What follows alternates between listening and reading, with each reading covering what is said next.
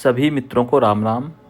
आज हम पढ़ेंगे पद्म पुराण जी के उत्तरखंड से मोक्षा एकादशी का महात्म्य।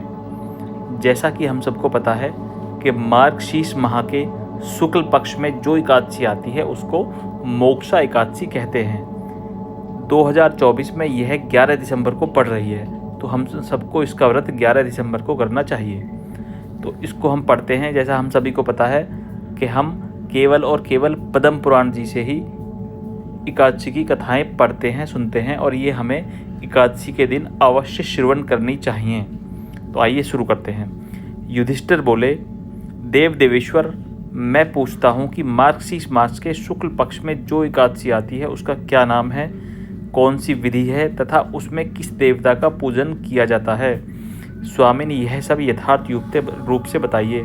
श्री कृष्ण ने कहा, नृपश्रेष्ठ, मार्गशीर्ष मास के शुक्ल पक्ष में जो एकादशी आती है उसका नाम मोक्षा एकादशी है, जिसके श्रवण मात्र से वाजपेय यज्ञ का फल मिलता है। उसका नाम है मोक्षा एकादशी, जो सब पापों का अपहरण करने वाली होती है। इस एकादशी को यत्न पूर्वक तुलसी की मंजरी तथा धूप दीप आदि से भगवान दामोदर का पूजन करना चाहिए। पूर्वोक्त विधि से ही दशमी और एकादशी के नियम का पालन करना उचित है। मोक्षा एकादशी बड़े बड़े पातकों का नाश करने वाली है। उस दिन रात्रि में मेरी प्रसन्नता के लिए नृत्य, गीत और स्तुति के द्वारा जागरण करना चाहिए। जिसके पितर पापवश नीच योनि में पड़े हों, वे इसका पुण्यदान करके मोक्ष प्राप्त कर सकते हैं। इसमें तनिक भी संदेह नहीं है। पूर्व काल की बात है, वैष्णवों से विभूषित परम रमणीय चंपक नगर में वैखानस नामक राजा रहते थे। वे अपनी प्रजा का पुत्र की भांति पालन करते थे। इस प्रकार राज्य करते हुए राजा ने एक दिन रात में स्वप्न में अपने पितरों को नीच योनि में पड़े हुए देखा। उन सबको इस अवस्था में देखकर राजा के मन में बड़ा विस्मय हुआ और प्रातःकाल ब्राह्मणों से उन्होंने यह स्वप्न का सारा हाल कह सुनाया। राजा बोले, ब्राह्मणों, मैंने अपने पितरों को नरक में गिरे हुए देखा है। वे बारंबार रोते हुए मुझसे यूँ कह रहे हैं कि तुम हमारे तनुज हो, इसलिए इस नरक समुद्र से हम लोगों का उद्धार करो।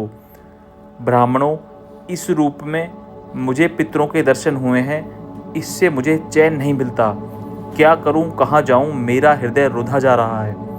ब्राह्मणों, यह व्रत, यह तप और वह योग जिससे मेरे पूर्वज तत्काल नरक से छुटकारा पा जाएं, बताने की कृपा करें। मुझ बलवान एवं साहसी पुत्र के जीते जी मेरे पिता माता घोर नरक में पड़े हुए हैं, अतः ऐसे पुत्र का क्या लाभ है। ब्राह्मण बोले, राजन, यहाँ से निकट ही पर्वत मुनि का आश्रम है। वे भूत और भविष्य के ज्ञाता हैं। नृपश्रेष्ठ, आप उन्हीं के पास चले जाइए।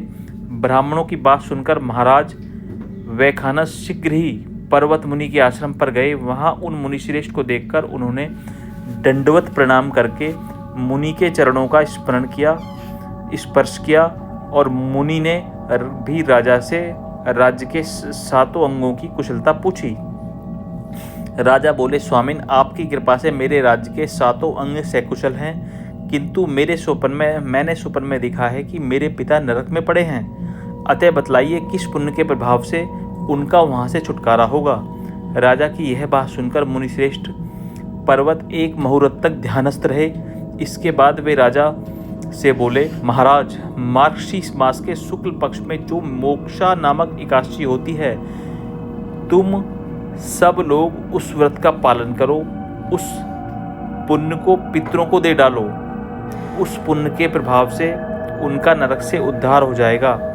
भगवान श्री कृष्ण कहते हैं, युधिष्ठिर मुनि की यह बात सुनकर राजा पुनः घर लौट आए, और जब उत्तम मार्गशीर्ष मास आया तब राजा वैखानस ने मुनि के कथानुसार मोक्षा एकादशी का व्रत करके उसका पुण्य समस्त पितरों सहित पिता को दे दिया। पुण्य देते ही क्षण भर में आकाश से फूलों की वर्षा होने लगी। वैखानस के पिता पुत्रों सहित नरक से छुटकारा पा गए और आकाश में आकर राजा के प्रति यह पवित्र वचन बोले, बेटा तुम्हारा कल्याण हो। यह कहकर वे स्वर्ग में चले गए। राजन, जो इस प्रकार कल्याणमयी मोक्षा एकादशी का व्रत करता है उसके पाप नष्ट हो जाते हैं। उनको मरने के बाद वह मोक्ष प्राप्त कर लेता है। यह मोक्ष देने वाली मोक्षा एकादशी मनुष्यों के लिए चिंतामणि के समान समस्त कामनाओं को पूर्ण करने वाली है। इस महात्म्य के पढ़ने और सुनने से वाजपेयी यज्ञ का फल मिलता है।